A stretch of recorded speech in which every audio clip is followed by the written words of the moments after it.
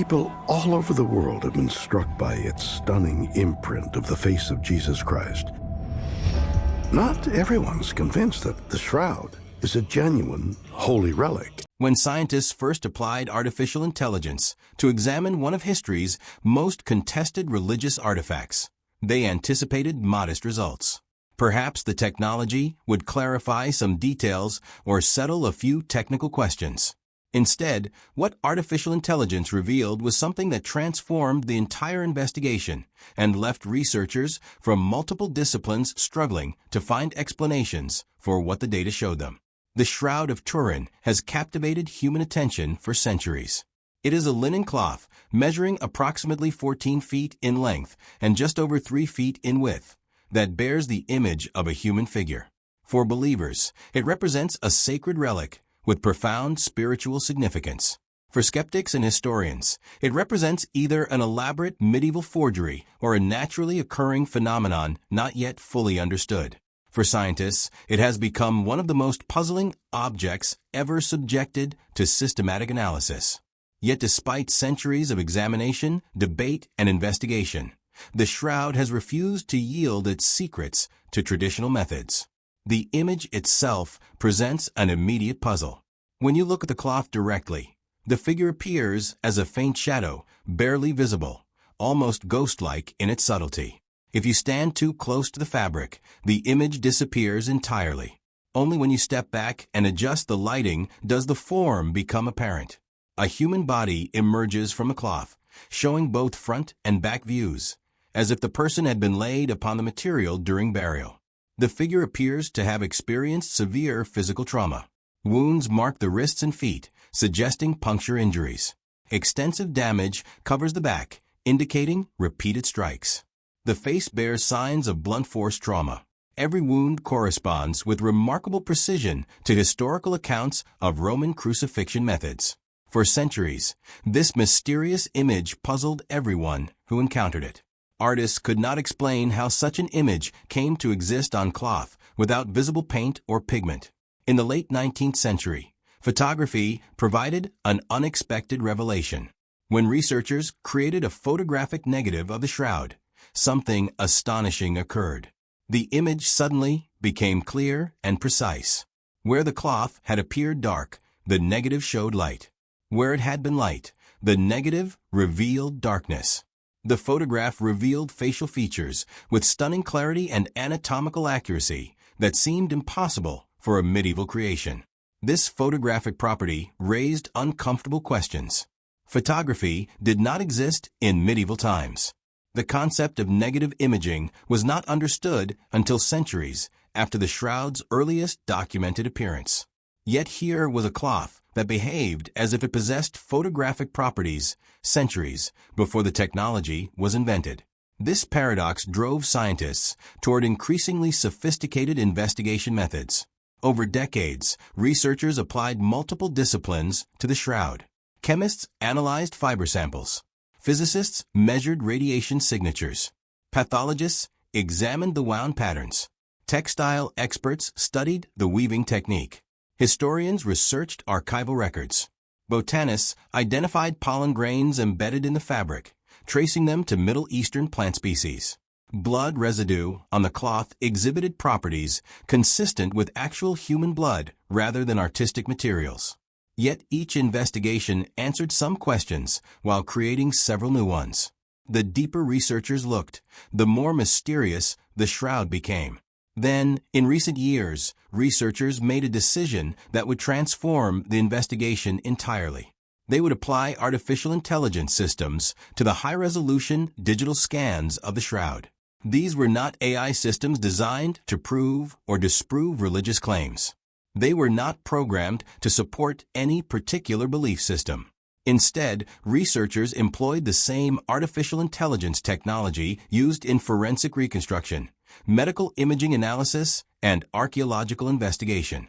These systems possess the ability to detect three-dimensional depth, analyze spatial relationships, and extract hidden information from complex visual data. What happened when researchers fed the shroud's data into these systems shocked the entire scientific community. Instead of producing a slightly clearer version of the existing image, The artificial intelligence detected consistent depth information encoded throughout the figure. The system identified distance measurements at microscopic levels. It recognized spatial relationships that allowed computer algorithms to construct a three-dimensional model of the human body that had once lain beneath the cloth. As the three-dimensional reconstruction took shape on the screens before the researchers, the face emerged first. The artificial intelligence revealed realistic facial proportions. The nose projected with correct spatial relationships. The eyes appeared to rest in natural sockets. The cheekbones and jawline followed anatomical principles. Subtle variations in muscle tension and body contour showed surprising accuracy. This was not what happens when researchers attempt to extract depth information from paintings or photographs. When you try such an operation with normal artwork, the result collapses into meaningless noise because paintings contain no real depth information. They create the illusion of depth through artistic techniques like shading and perspective. But the shroud behaved differently. The artificial intelligence revealed that the darkness and brightness of the image correlated directly with the distance between each part of the cloth and the body that had lain beneath it. In simpler terms, the shroud appeared to function as a three-dimensional topographical map, recording how far each body part was from the cloth at the moment the image formed. This discovery alone stopped researchers in their tracks. No known medieval technique could possibly embed three-dimensional spatial data into a fabric without using pigments, specialized tools, or measuring instruments. Once the medical team examined the three-dimensional reconstruction without any commentary or interpretive guidance, patterns emerged that were deeply troubling to explain. Forensic pathologists and trauma specialists trained to read injury patterns in human tissue became silent as they studied the model. The wrists immediately drew their attention. For centuries, religious artwork had depicted crucifixion nails driven through the palms of the hands.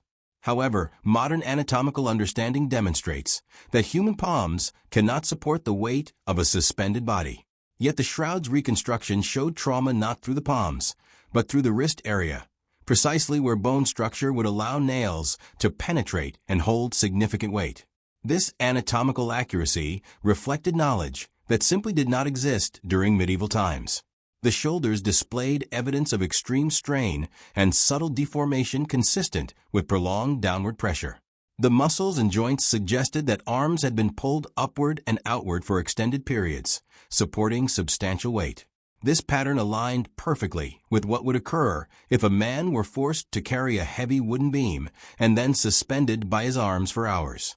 The strain patterns were clinical and realistic, not exaggerated or theatrical as artistic depictions typically appear. The back of the figure revealed dozens of small wounds with distinctive patterns. Medical experts recognized them almost instantaneously. These were not random marks or artistic additions. They matched the specific damage caused by a Roman flagrum, a whip fitted with bone or metal tips designed to tear flesh. The spacing between wounds, their depth, and the irregular angles suggested repeated strikes delivered with force from multiple positions.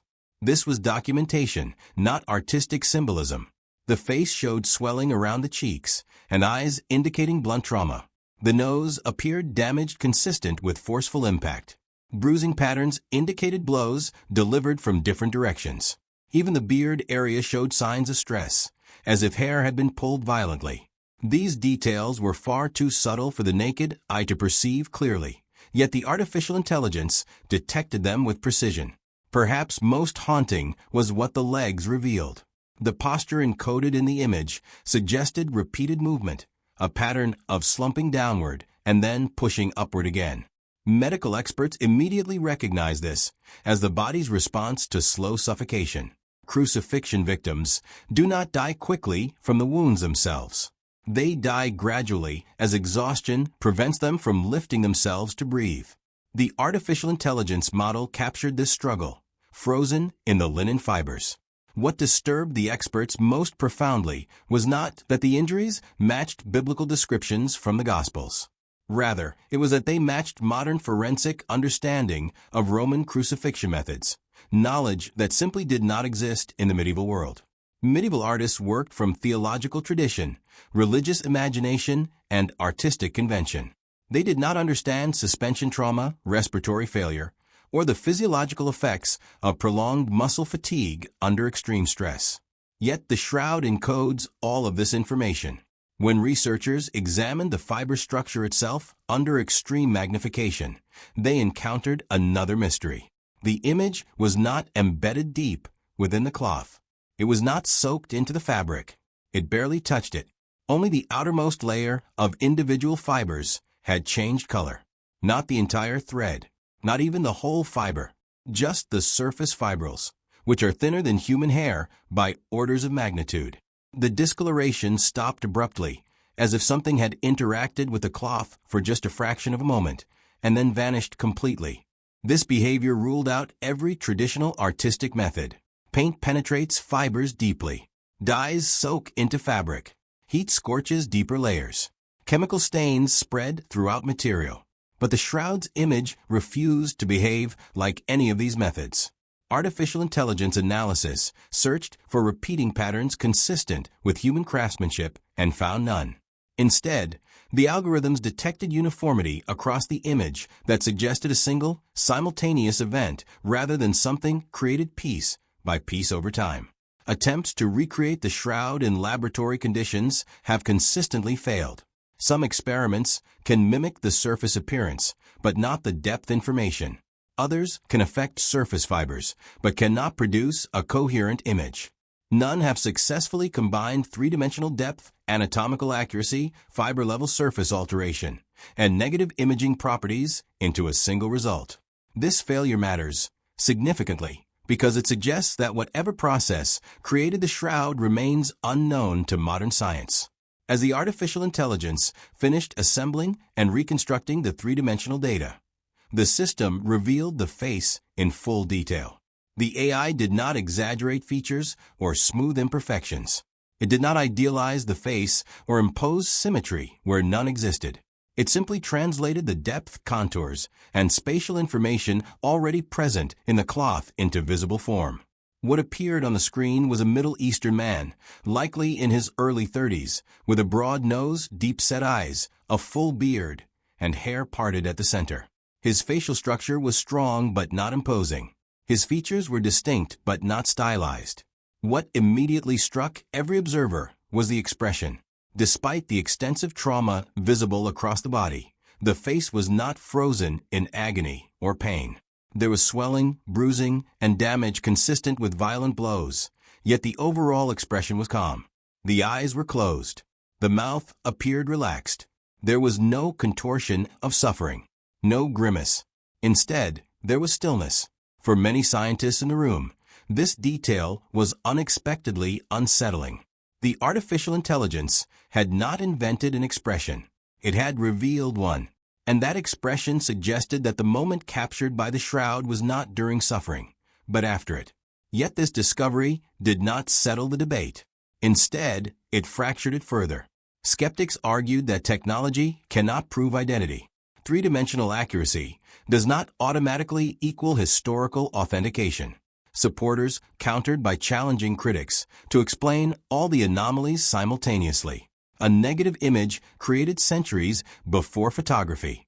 Three-dimensional depth without distortion. Anatomically precise injuries reflecting knowledge that did not exist in medieval times. Fiber-level discoloration affecting only surface fibrils. No pigments. No dyes. No tools. No known process. The artificial intelligence investigation revealed that the shroud occupies a space science does not yet fully control. Not because it defies reason, but because it exposes the limits of current understanding. The image should not exist with ancient tools. It should not exist with medieval knowledge. It should barely be possible with modern technology. And yet, there it remains, silent, fragile, and stubbornly unexplained. Artificial intelligence did not prove what the shroud is. It revealed what it is not. It is not a simple medieval forgery. It is not a crude work of religious art. It is not a natural phenomenon easily explained by current knowledge. It is something else entirely, a phenomenon that invites ongoing investigation rather than final conclusions. The Shroud of Turin has survived centuries of scrutiny, skepticism, and reverence. Now it has survived artificial intelligence. And the mystery endures, deeper and more compelling than ever before. Like, subscribe, and follow for more.